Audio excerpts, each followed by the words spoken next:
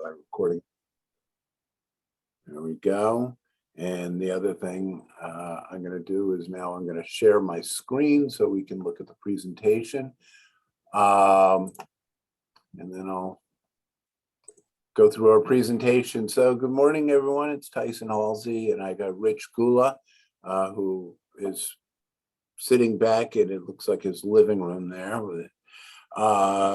Rich worked at Fidelity under Ned Johnson, special projects, set up the modern chart room. Before that, Dean LeBaron, renowned investor, quantitative pioneer, as well as index pioneer. And I've Mitch Belagic, Lawrence Stern, two professionals. Jennifer Warren is an expert in the energy, and I'm continuing to add people.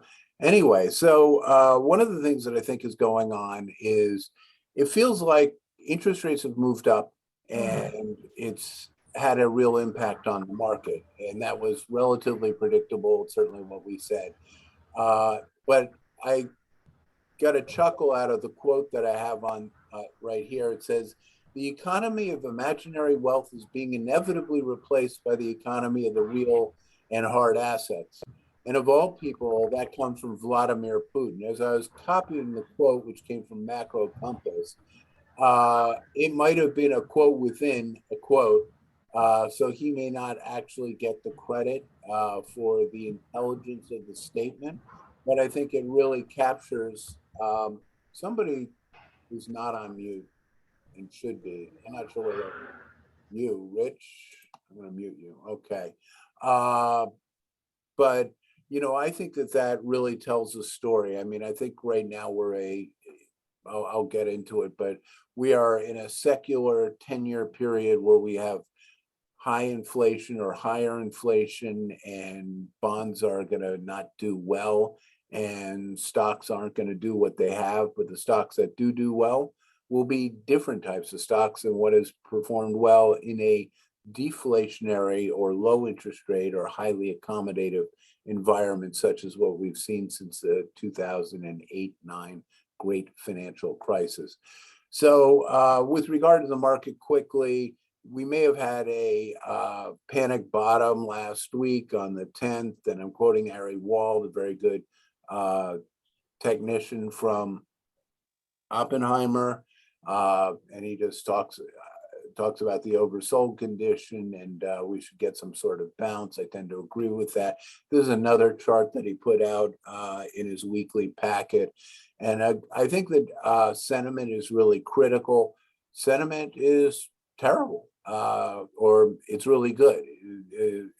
When it's bad, it's good for the market. People understand there are all sorts of problems. You know, we got a war, we have inflation, we have, you know, it doesn't seem like there are any countries that have governments that know how to run things. Anyway, that may be what you need to have to get things to bounce. And the question is, if there's downside risk, how much? And, you know, Buffett's so-called favorite indicator would suggest to me, you could have 31% downside. I mean, I think you could have a bounce here and for the next 2 years kind of work sideways to lower as we work our ways into a recession. And Robert Shiller is a very smart guy. Obviously, he got a Nobel Prize for his work, and he likes to look at things on a longer term basis and on a CAPE basis. You know, we're at 28 times earnings. Now, that's extremely high, but one of the factors that I really think is key to understanding what's going on is we've seen a decline in interest rates for 40 years, since 1981.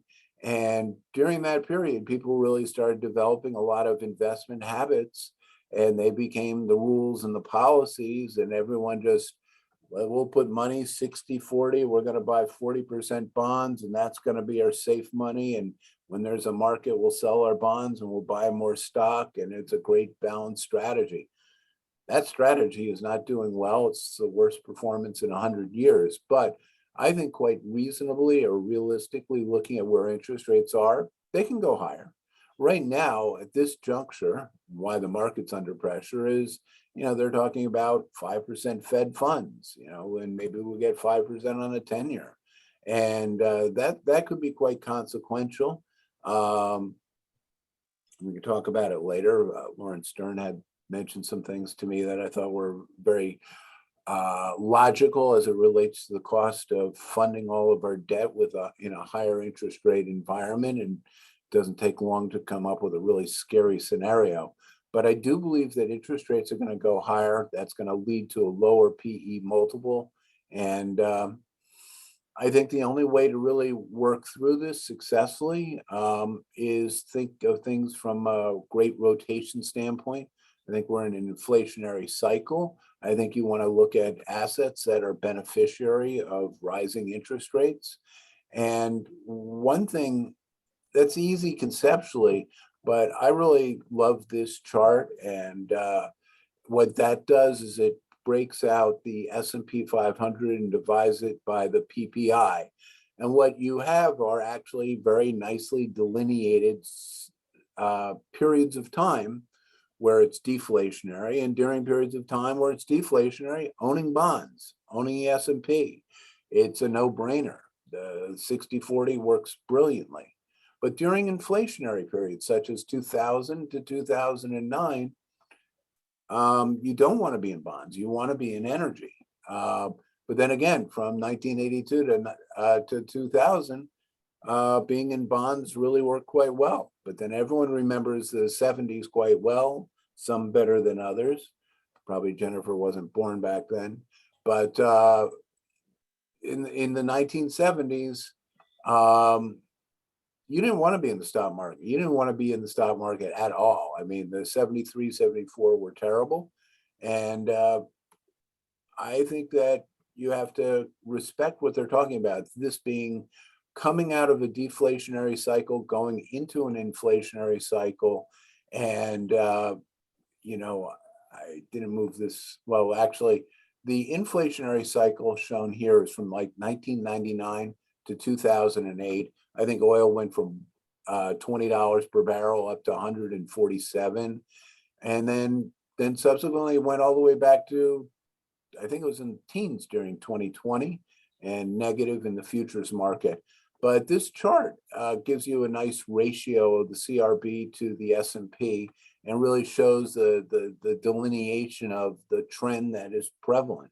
And in my opinion, we are in a new inflationary cycle. And when you think about it, I studied economics and CFA, and I think about valuation. I think that one of the factor inputs that people don't really put into modeling or portfolio construction is the impact of inflation. So much of my work is more qualitative, but I think that being in the right sectors, which are energy, metals, and the like. Another example of how performance shifts, not in the broad indices, but comparing growth versus global. Again, we talked about the period of inflation from 98, 99, when tech died until 2008. Here, red is showing your growth. Growth was underperformed after massive outperformance. And then there was massive outperformance and massive underperformance in value. I think that this current environment represents very much the period in around the tech bubble, where tech just took off and then it tanked. But it didn't tank for 6 months, 18 months. It tanked for almost a decade. And that's important. And I've got the scars, and I remember, geez, why wasn't I in the emerging markets? The one thing that I did do was I went into MLPs, but for the most part, you had to basically walk away from tech, stop looking at tech, and look at value. And I think that that same policy is the right one to adhere to today. A good example, I did do some quantitative work on this, where I took the XLE, which is the energy ETF, and compared it to the triple Q. And with that, check here to see whether I got some other people that I need to let in. But what you have is from 1999 to 2008, the XLE, the energy ETF, grew at 22% annualized. That's tremendous. The triple Qs were minus 3%. Now that caught some of that bubble top, but you put the two together, if you were to allocate to energy and out of Qs during an inflationary period, you got a delta of 25%.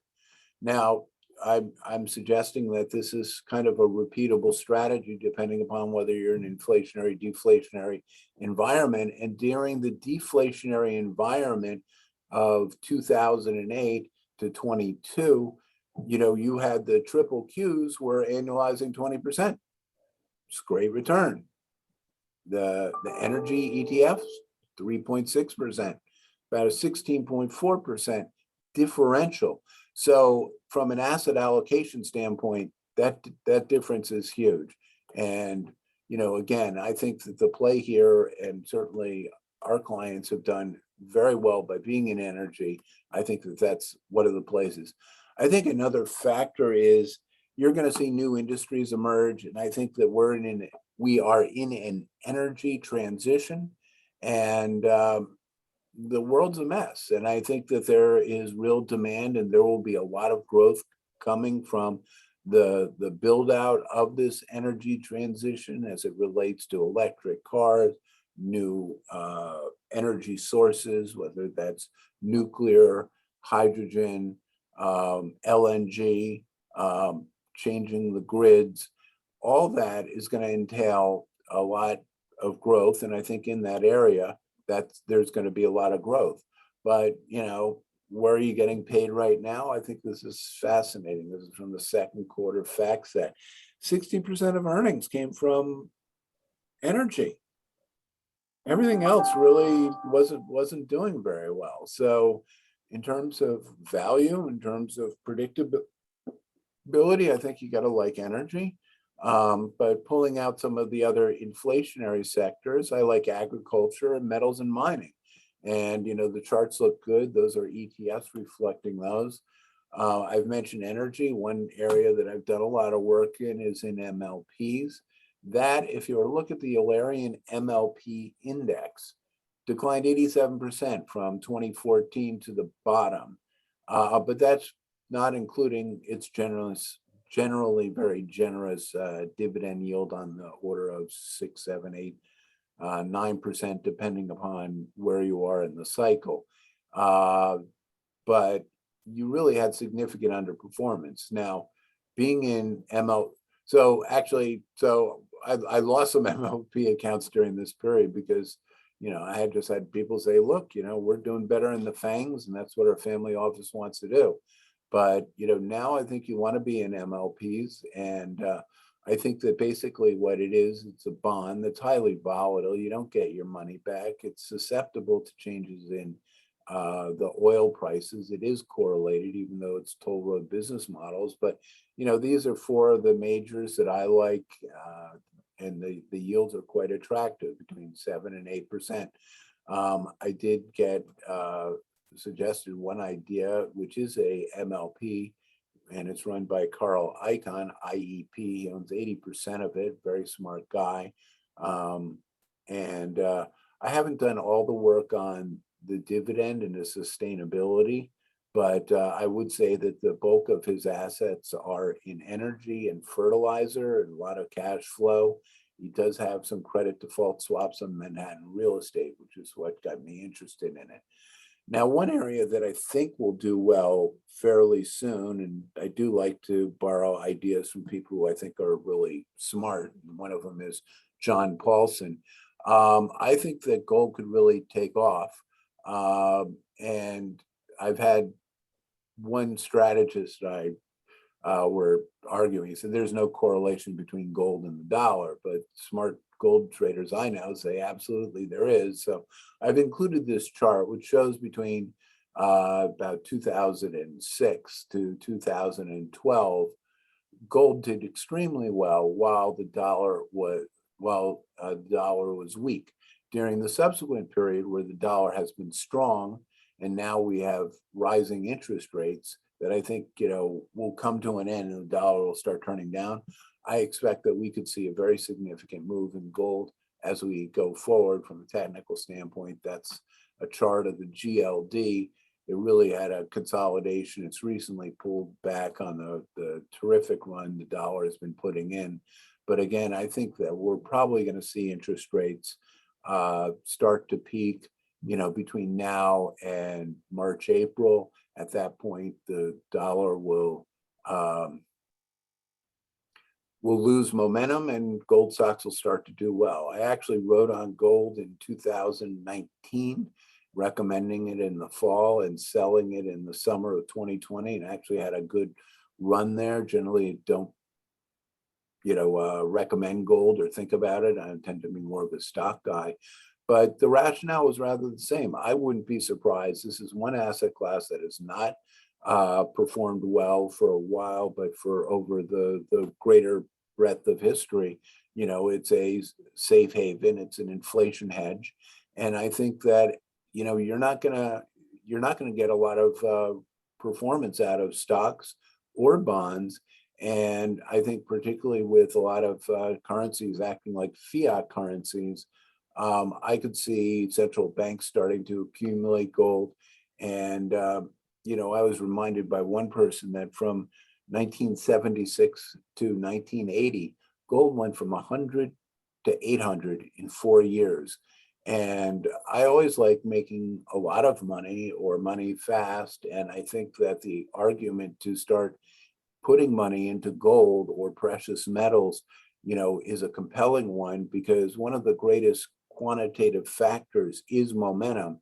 And I think when momentum shifts on the dollar, you're going to start seeing people put money into gold, because people have short-term memories when it comes to the market. It's known as recency bias. They don't remember. All they remember is the last 5 years and how they made money, and they have a very hard time changing.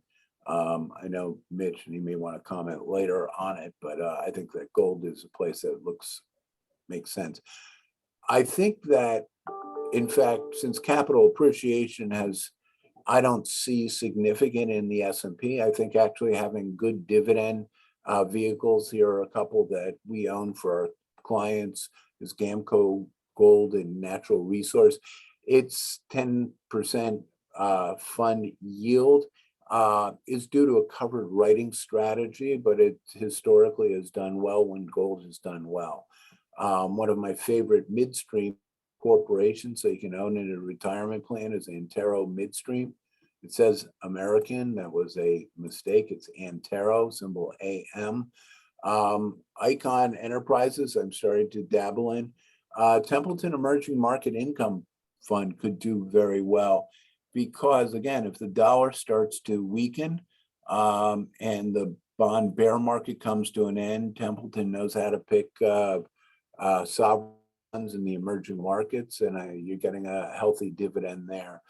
Certainly another way to play MLPs is through closed-end funds, too, that I'm familiar with. I like buying them when they're at a discount to net asset value, that's liquidation value.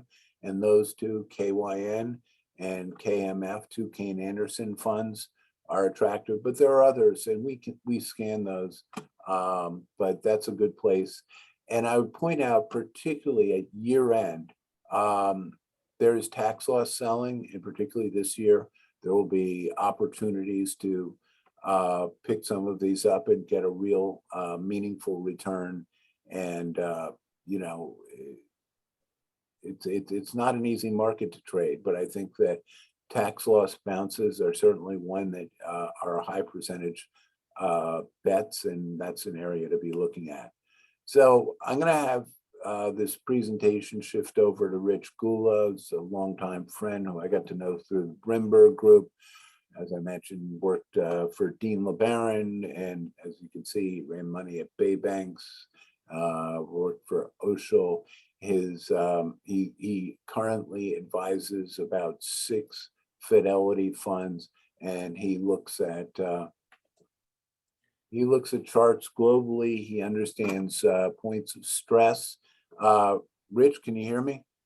Yes, yes. All right. Excellent overview, and So Rich is going to charm us now. That took 22 minutes, so that was a little bit. The Irish came out at me, but Rich has a mere 40, no, maybe 30 quick slides we're going to go through, and then we'll do a little Q&A. So fire away. We got the MBB.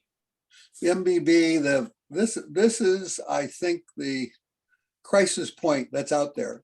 I just got an email from a service that I've not subscribed to, but it gives a certain amount of free stuff. And the caption was, the Fed nearly doubles margins in swaps, which apparently would have happened today.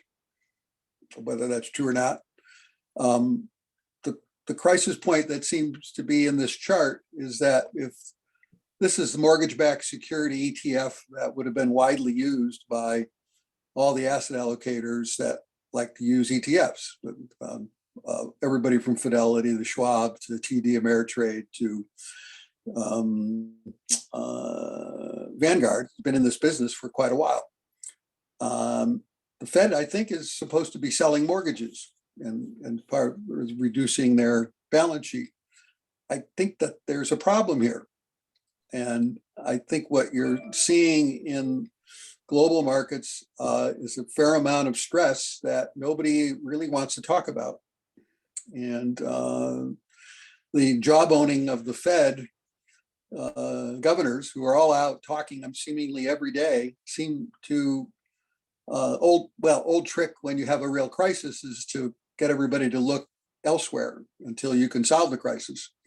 And so they're telling us everything we fear about rising rates into next year. And you'll see a whole series of bond ETF charts, and these are not thinly traded instruments. These things trade 90 to $100 a share, and they trade 4 to 25 million shares a day. I didn't add up in any given day the amount, but that's a pretty large chunk of somebody's cash. And I'd like to know who's on the other side of these trades, especially where you see that little rally that occurred not too long ago. This is the daily chart, pretty sure. And that's a weekly chart. And then all of a sudden you crash down through. What's more noteworthy is you've taken out those 2020 lows substantially in all of these areas, and most equities have struggled to do that. Next chart, please. We'll go. These are things that have shown up in the early morning. I urge everyone to DVR the 5 a.m. to 6 a.m. show on CNBC. Unfortunately, Brian Sullivan, who's really good, has been promoted, so he doesn't have to get up so early. And the other folks are perfectly skilled and competent, because obviously somebody gets up at 3 a.m. to create all the slides and go into the show. But this was from an interview with the head of Investopedia. And these are topics that have popped up and that he quoted this morning. And when was the last time you got someone on TV at a major presentation talking about CDOs and CLOs? I can't remember, except way back when, in times I'd like to forget. Next slide, please. They carry an investor sentiment index, or anxiety index, actually, rather than sentiment. And this guy was pretty professional. I knew an old professional editor, lady friend of mine, worked for them for a long time to launch this. So I've always followed them, at least from a distance. Next slide. Obviously, everybody's worried. And of course, Interactive Brokers, the head of it, very, very interesting guy, runs this show in Chicago. And how does he create that chart when every bank chart and almost every broker slash sort of market related picture is down right now? Part of it is margin interest. They are very competitive there, and they run a tight ship. But next chart, and here's LPL, and I've only known I don't know LPL that well, except that a guy that worked for me at Fidelity, who was a chief economist, went to work there after we all left and went off on in our separate ways. And he made a lot of money working for LPL. I'm guessing that it's a sort of asset wealth aggregator. I haven't read the annual report on them for a long time, but that's a pretty interesting chart in this context. How can you possibly create that with what we supposedly have ahead of us? Next chart, please. This is came through on my Twitter feed from a fellow who reads lots of stuff and sends it along. Options institutional people are betting for a crash, and the seasonality says we go up. And it doesn't get more interesting than this. This is a unbelievable juncture in of all the market points that you would want to collect. But here's a nice exaggerated view. Next chart. You could probably count on all your fingers and toes, and then your significant others' fingers and toes. The number of people have been on CNBC, Bloomberg, and Fox in the last month and a half that are pushing a $200 number on the S&P. And this is the IBIS. I've followed IBIS since its inception, since Battery March loved to find new databases. And Dean LeBaron tried to buy this the day that the fellows that founded it came to Boston, and they wouldn't sell him the disc. He got quite upset. But beyond that, if these numbers are reasonably accurate, and the numbers come in now decently in this quarter, I have a feeling that line ticks upward again. So how do we get to that 3,000, 3,200 on the valuation basis? You could get there, by the way. I'm not arguing a secret bullish case. I'm saying that the problem out here is I have it as a DCD problem, which is debt credit derivative. And it's out there somewhere. It has to be. Next slide. This was just a quick one of what the top searches are. Notice the last one. What is the margin call? We're this far down in some of these charts, and this is what the search is. So there's some people out there that maybe either gotten one and met it, or are waiting for one soon. Next chart. This is from yesterday. From pension P&I is the primary source of what's going on in the old defined benefit world, which is now obviously defined contribution. If you have those charts, as you'll see soon in the ETFs especially on the bonds, and there's strong inflows, where is this money going? Next chart. Here's the problem with all of us putting our heads together, each having unique insight, each having 20% of a portfolio, and this is our best effort. This is the way Battery March used to do things. Everybody would be responsible for a strategy, and then we'd sort and we'd equal weight it, and we'd see how many stocks passed in each one, and that was the asset allocation. It had nothing to do with anything to do with the S&P sectors. This chart shows cross correlations among a whole wide array of futures. They're all correlating at 0.9 or above, except for bond dollar, because the dollar is going up and against this. This is a chaotic time for classic asset allocation since the 60-40, 40-60, no matter how you did it, it's been a disaster. But when you get correlations like this, you're probably not going to get a classic bottom. You're probably going to get some kind of a V. And if that V is, rather than it being World War I trench warfare, it turns into Dunkirk, and that somebody's going to save everybody. And I think that is what's out there. I think there's something brewing in the red telephones between the ECB and the Treasury and the Fed and the Japanese folks with the yen. They showed it. The first time I've ever seen a 30-year chart on CNBC was the yen being back to the level of 1990. Next chart. And maybe this is where the problem is going to show up. Interactive Brokers is 10th of the list of folks that do prime broker business. All the other participants are banks And lo and behold, who's right above Interactive Brokers, but our friend Credit Suisse, who has been having a lot of negative publicity lately. And I had a lot of experience with Credit Suisse when I was at Battery Marks. They were tabled to buy Battery Marks, and it never quite worked out. But I spent a lot of time in Zurich as part of a liaison effort. And it was a pretty well-run institution back then. So for it to have fallen in a mere 30 years into disarray is, if that's what's happening. I'm not saying that is disarray. I would be misspeaking. But notice the folks above. That's a pretty blue chippy list of U.S. sort of Elizabeth Warren targets of too big to fail. Next. Now I'm repeating the MBB chart because I've circled the 2020 low, which was remember, that was a big credit market disaster that then reversed because very magically on a day in March. And Tyson and I tried to talk everybody we knew into buying Range Resources at $1, and I don't know if we succeeded anywhere. Did it go to 32 or 33, Tyson? I can't remember. Well, I was talking about Antero Resources, which went from 1 to 48. And yeah, but I didn't buy it until about 3 or 4, but still that was a good run. But notice all the natural gas did well then. Yes.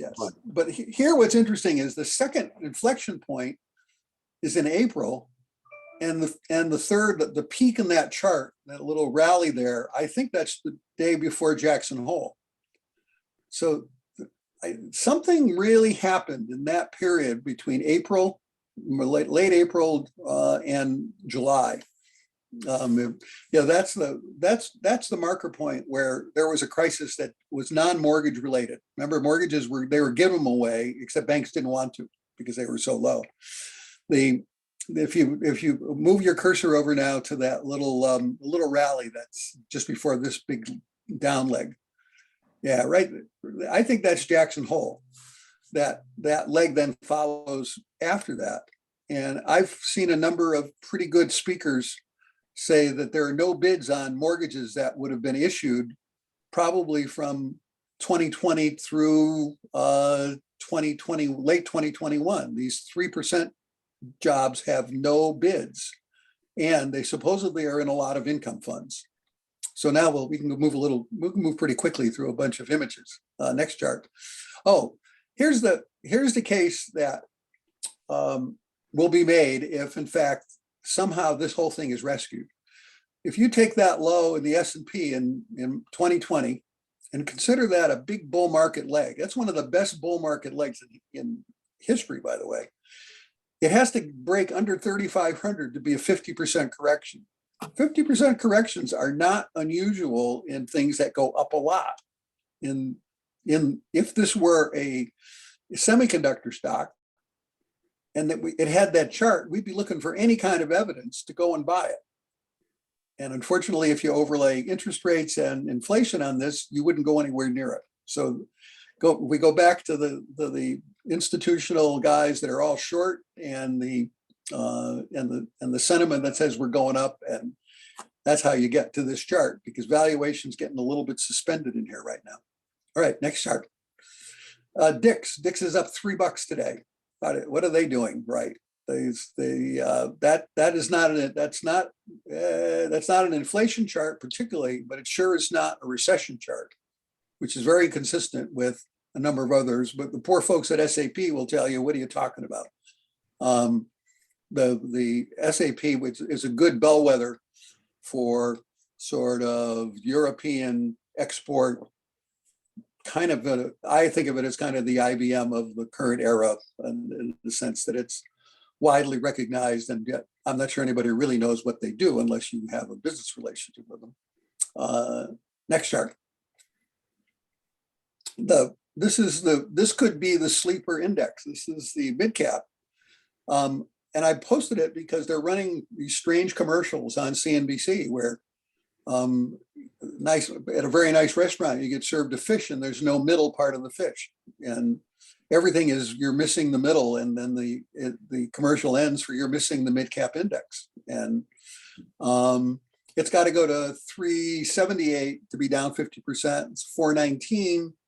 That actually would be a little better place to be than the S&P. If in fact some really strange things about to happen. By the way, I think if that happened, we'd have an awful lot of trouble on the other side of that. But this is just saying, is there another scenario here? This is the decline in the stocks 50, which is the closest thing you can get to sort of, in my mind, to the S&P 500. Europe misses that sort of volatile technology sector and large cap. But those stocks have been under pressure for quite a while, and that's in dollars. So it's much worse in euros. Think of it as down another, would it be close to another 20% in euros? Next chart.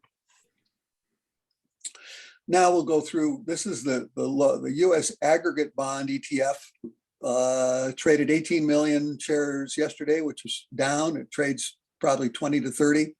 Who is on the other side of that selling? Next chart. But, if you could go back to that, I'm sorry. The other problem here is look how far below that is of the terrible, you see a volume. All right, Rich, you're not coming through clear. I don't know why? Oh, I'm sorry. Go on, keep going. All right. You're well below the 2020 lows. This is a liquidation of bonds by somebody. And I think that the problem is that somebody bought that low before that little leg rally and this leg down, and those people are underwater now. So did they use derivatives to protect, quote unquote, a position? And are the derivatives a problem right now? Next chart.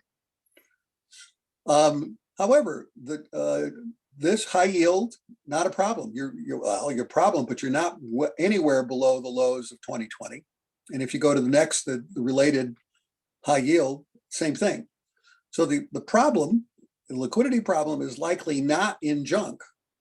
It's in stuff that, in other words, people sold what they could get bids on, assuming that every leg of every segment on the way down, it wasn't going to get that much worse, and it did.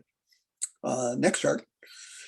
Vanguard Total Bond Fund, you would say, well, but at least Vanguard would get it right. Don't think so. And next chart. But lo and behold, strong dollar, disaster rates, high inflation, and lo and behold, you'd have been better off in the Brazil ETF. Go figure. Next chart. And of course, this is the tail end of the poor 30-year chart of the yen. I have not seen references to it in quite a while, but the Japanese authorities, through whether it's the Ministry of Finance or Bank of Japan, they've been supporting equity ETFs for quite a long time. And the last time I thought I saw an accurate number, it was 40 to 50% of the Nikkei is owned by the government. Do I have another chart, or is that it? The euro, dear old euro. I think that's the red telephone problem for Christine Lagarde. And it's one of the reasons that that poor Miss Truss is long gone. Tough spot to walk into, and nobody's got a solution to this right now. And is there one more? Nope. Okay, there we go. Anyway, summary. You got it. There's some kind of derivative problem out there, likely, unless they're going to find a way to save it. If with the cross correlations, they're going to have to buy stocks too. You can't just buy bonds. The European banks could be the fly in the ointment here. Can they be saved, or is there a way, if there's a big problem inside? What if all those hedge funds are not meeting margin calls right now when that list, and Interactive Brokers won't have that problem? The usual vocal bears on CNBC are all heading to the same side of the boat, and that's always a little tricky. And lastly, over the last several days, there has been a war in the futures markets. The volume has gone to levels I haven't seen in years. The S&P on the 13th of October traded 3.3 million contracts at the same, which is about 3 times daily volume during average trading. And that was the day that the S&P had the range of 35 to 36.75, 36.81. So that could be the inflection point. If there is such a thing as the orderly market committee, also known as the plunge protection team, once quoted by Steve Leisman on CNBC, and they shut him down fast. The only time I've ever heard it mentioned, ever. So if did they step in that day and has something on the upside now pending, I think that case has got to be kind of reckoned with. It has nothing to do with all the things that we all value as guides to how to be a frugal, not a frugal, but a fiduciary. So with that. Thank you. Anyone have any questions for Rich or myself? Well, we'll start with ladies first. Jennifer, I made some comments with regard to growth funding, new economies and stuff like that. You're more the expert in the space. Care to share your wisdom? I don't know how much wisdom I have. Can you hear me okay? Yes. Am I good? Okay. One thing that did come to mind when we were talking about the triple Q versus XLE is, yeah, you have that general narrative, right? And that's also backed up. I have a couple of interviews I did with Jay Hatfield, who's the CIO of AMSA, the MLP ETF. Those are on my YouTube channel. There's a wealth of really good fundamentals analysis on energy and where everything's going. But what we did talk about was this very fact of, old industry is sort of where it's at. And that's what you're capturing in, the crude, oil and gas story and industrials. And then we also have onshoring, more onshoring, which is also going to keep the bullish thesis on oil and gas production and MLP space. There's a secular floor under demand for oil and gas, period, worldwide. And then, recessions, sure, can influence, but you still have a tight market. You still have tightness in the oil markets and gas. There's a lot of gas demand and all the associated gas equations, but gas in and of itself, it's not just an associated gas story. There's a real need, there's a real demand. And then you have all the substitution effects going on with, in Europe with those generation facilities that, aren't getting gas, or, there's more coal being burnt, and there's also more fuel switching to oil in its various forms. So you have all that sort of bullish case for old industry. But something that just I thought about when you were talking about the triple Q is just something that came to my mind with this energy transition is that, I've seen this movement a little bit of some tech stocks or different, tech stocks, energy related tech stocks, like more stocks are trying to get on NASDAQ. So they're going to try to be on the triple Q. And I see this play between technology and energy. And I have this wacky idea, and I haven't really dug into it. Maybe it's not that wacky, that we're going to see more tech firms, and I don't know which ones, influencing this energy transition through the use of technology. I think we're going to see some interesting pairings in the future. And, I like a lot of the forward-looking majors, that I think are going to end up buying some of these, tech, energy-related tech firms, that sort of thing. And then that gets over to your mid-cap story. Richard. Rich. This was something that I wrote about on Seeking Alpha.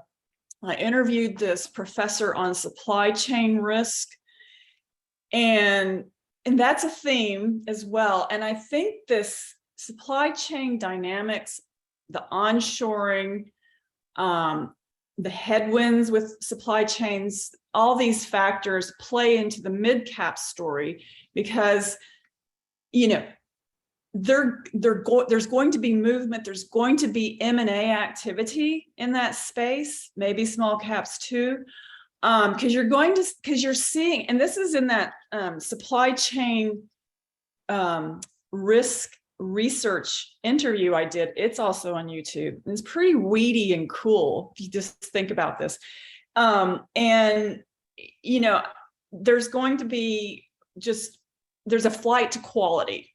I guess that's the bottom line. And so you're going to get these bigger players, gobbling up more of their supply chain. And that's the mid-cap story. That's maybe some small caps. You got to kind of do your due diligence to figure out who's moving what, where, which sectors and that sort of thing. But the sectors, I think I talked about last time, and sorry, I'm not as focused in. I'm doing this panel tonight, and I'm all about energy and everything. And so I'm kind of like into fundamentals and geopolitical thinking and all this stuff. And so I'm not as focused. I'm trying to think what else was flagged here. Richard, back to your US ETF, observation, the inflows. I think there's just this, that the US is the powerhouse story, and it has to do with onshoring, it has to do with oil and gas production, has to do with tech innovation, has to do with just being strong, and being the big game in town right now when a lot of things are falling apart. And so I think that's a reflection. And actually Jay Hatfield and I talk about this as well.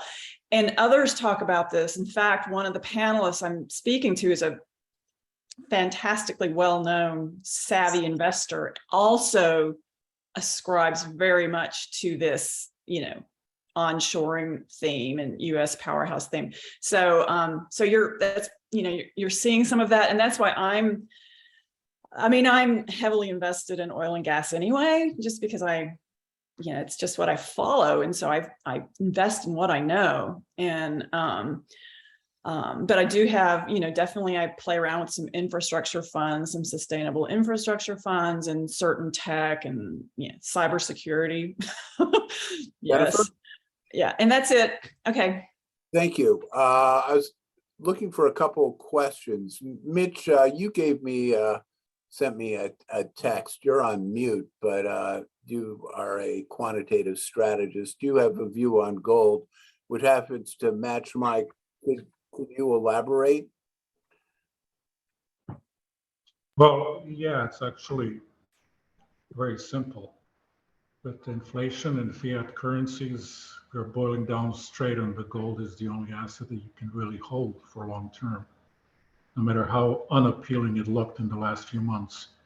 And there's a lot of people who are making a case that gold is not a hedge, it's not what it used to be. That has nothing to do with the reality. If you just follow the money flows and then longer term cycles, this is pretty much just a retracement from a long-term trend that goes hand in hand with the commodity bull market. But speaking of what is else out there you can really invest in, there's two strategies I'm implying. One is just the assumption that a lot of these economic indicators really are not even valid anymore. Like firsthand is the employment indicators that you're looking at a scope of 20 years ago, trying to interpret the data as a totally different economy. The macroeconomic factors and the geopolitical factors are going to be the key. And specifically, those are going to be the market drivers, not the economic data anymore, which is actually questionable at best, if not just old formulas, old world. And specifically, what are these factors they're looking at? It's really bond watch. My big concern is there was a mention of liquidity of bonds. There is no.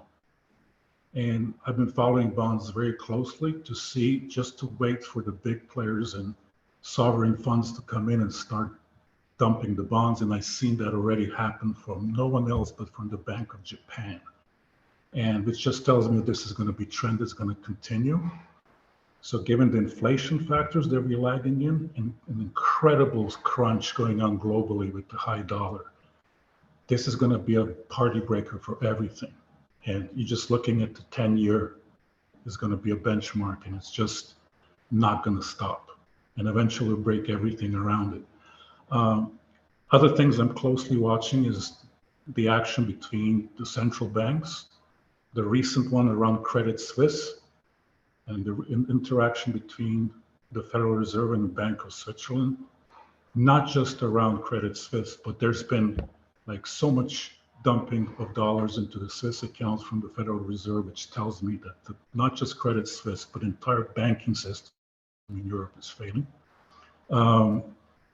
And that comes, it comes to the point, then you got to think about other things. Okay, so where are we geopolitically?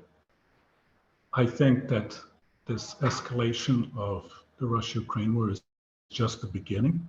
I think what we're hearing in media and people are are very complacent about it. And I've been watching here in Europe what's going on, and I've been actually witnessing from continental Europe to UK. It's a total crack of the system, and winter hasn't even begun. So in my view, between these factors, they're going to be deciding the enormous inflation that we have going. I just think focusing on earnings right now, or looking at interpreting statistical government data, which is at least 20 years stale, is just misleading the whole picture. So to make the long story short, the only thing in the stress test of mine, this is my personal stress test, the only thing that holds water is commodities, primarily precious metals. Oil and gas, yes, but that's a very volatile political play. But the metals are my favorite. And gold, the least of them. Looking at the gold-silver ratio, I would prefer silver. I also like platinum and palladium a lot, off the liquid precious metals. But those are the only assets that actually hold water. Everything else is, in the scenario that I'm predicting, is going nowhere. And particularly it's critical, the liquidity issues in the bond market. I think this started officially. So we have 3 points of cracking here. One is Japan, which is not talked about. There were 4 days in the Japanese bond market, there was liquidity and trade was zero. Credit Suisse, the Swiss bank, and what is going on, and how is the Federal Reserve at this repo and reverse repo rate dumping dollars into the Swiss central bank? Why and how? Far beyond the Credit Suisse issues, the second point. And then, of course, the third point right here in London, our famous debacle of the UK government. You had on one side, 10 Downing Street is factually lowering interest rates, cutting taxes. 50 yards down the block, Governor Bailey's raising rates. And of course, the funniest thing to make this a comedy crack up, UK gets a warning from the IMF to put their act together. The last 3 warnings IMF issued was for Paraguay, Afghanistan, and Zimbabwe. Welcome to the club, UK. Mitch, that's great. Any other questions or comments? Walter? Well, yeah, I think that something I didn't understand at all was this, what do they call it, FID or something like that, which is what really precipitated the problem in the UK.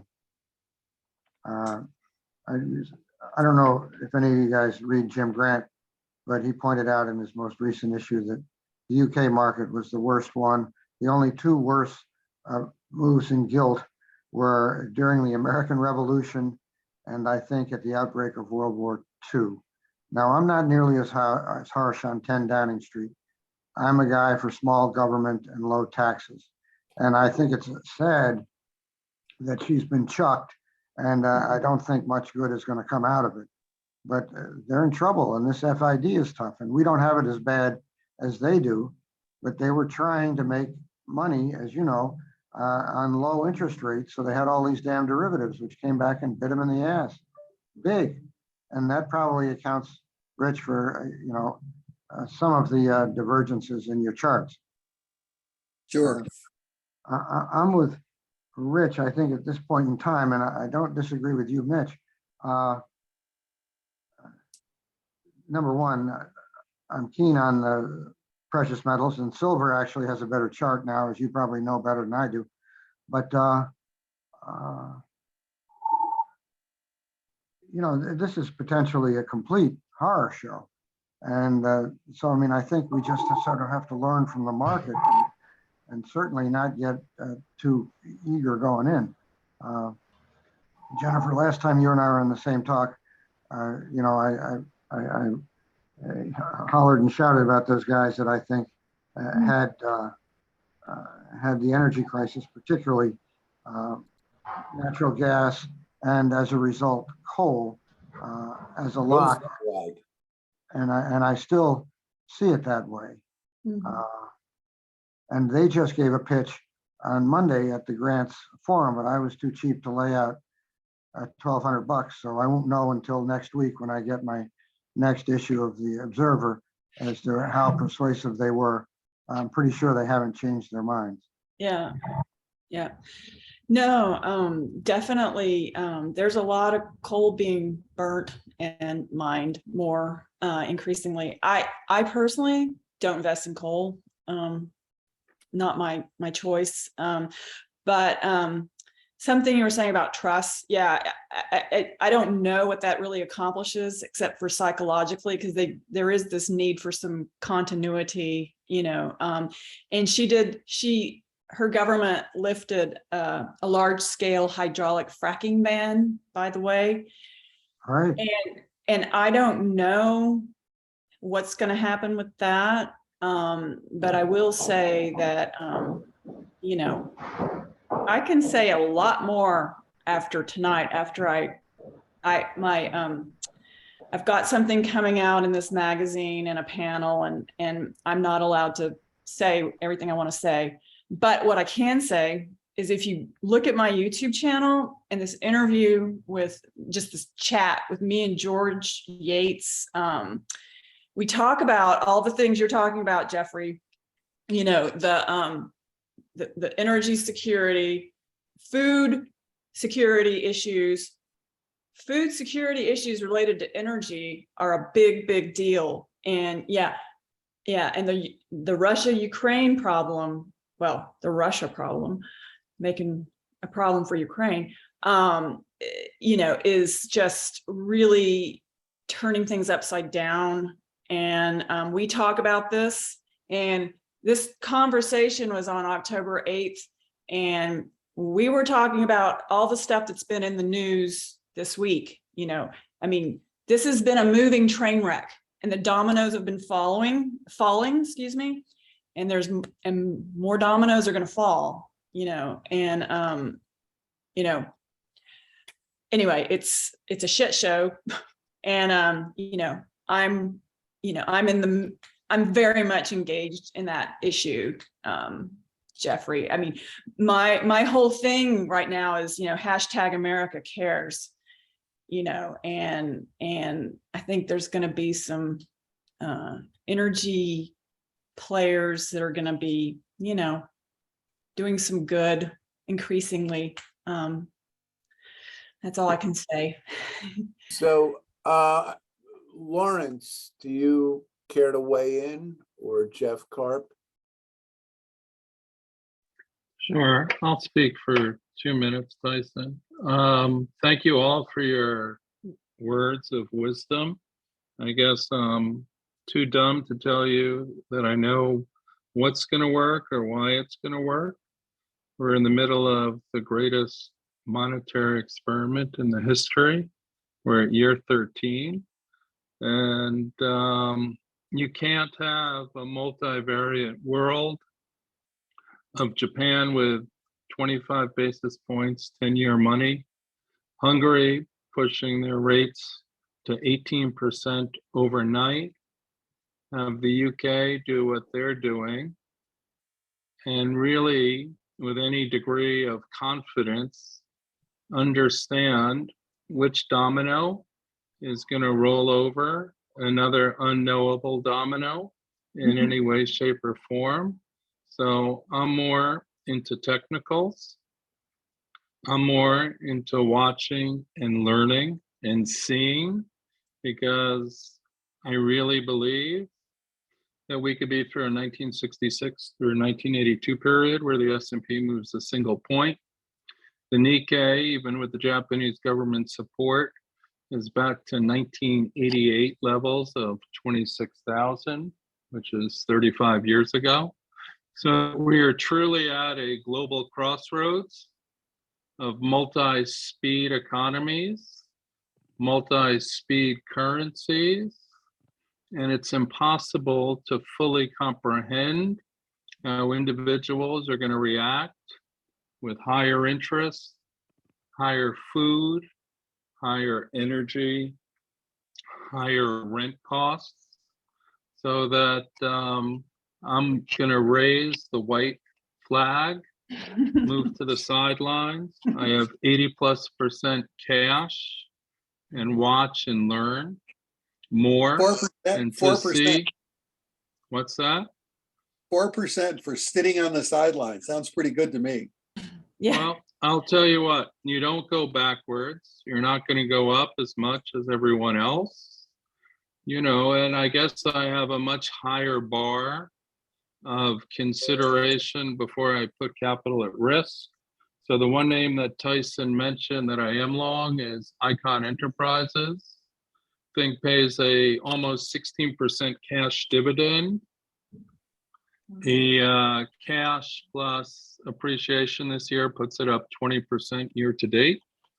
So I'd rather get a grizzled hand who has seen a lot of these wars before and who can pick off bankruptcy situations when and if they appear, because my radar is not as far reaching as his. And I take the 8% cash, stick it in my pocket and watch and wait. Thank you. So I just am much more conservative, not as smart as everyone else on this call, and I'm willing to see how it plays out. Okay? Thank you, Lawrence. I appreciate that. Jeff Karp, do you have any thoughts or questions? Can you hear me? Yes. No real questions. Thanks for putting me on. Actually, one question. The KYN and the KMF that you talked about earlier, do you know if they have leverage in them?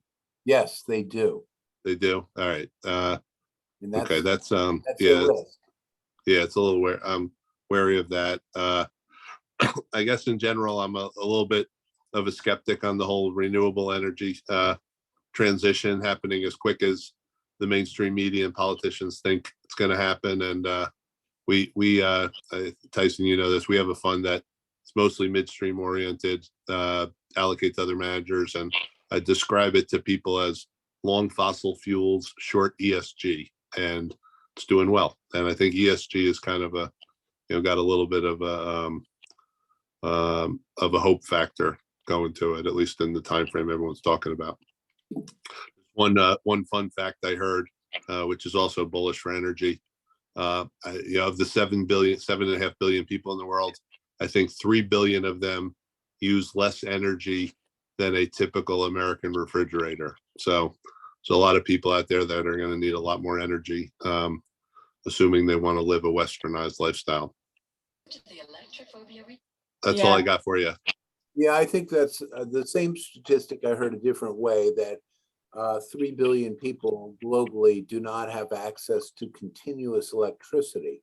When you think about what the long-term objectives of sustainability are for the UN, they talk about people out of poverty. The best way to get people out of poverty is to have growing economies. And if, 3 billion people don't have persistent electric access, there's a real demand for energy going forward. And so, I think these are the right themes. But there's a good book. The author is a guy, Vaclav Smil, Smil. It's a little bit heavy, but it's called How the World Really Works, and it just talks about how fossil fuels have really created all of the progress in society. Generally starting in 1750 to 1800, and moving forward. And I think the world of 1750 was a lot closer to the world of AD1 than 1750 compared to 2000. So there's just a lot of interesting facts. It's a little heavy, but I thought that's a good book to read. Well, I'm going to wrap it up. We're getting some people hitting the exits. It's been a 68-minute discussion. I thank everyone for participating. Thank you, Rich, Jennifer, Bruce, Randy, Mark, Jeff, Lawrence, Walter. You're thanking everybody. Thanks. Yes, I'm very appreciative. Thank you. All right. Have a good one. Take care. Bye. One last thought. When I had my first job at Putnam way back in the 80s, the two senior guys that were my mentors on a bad day said, "Don't go away now. The fun is just beginning." So keep that in mind. All right. Thank you.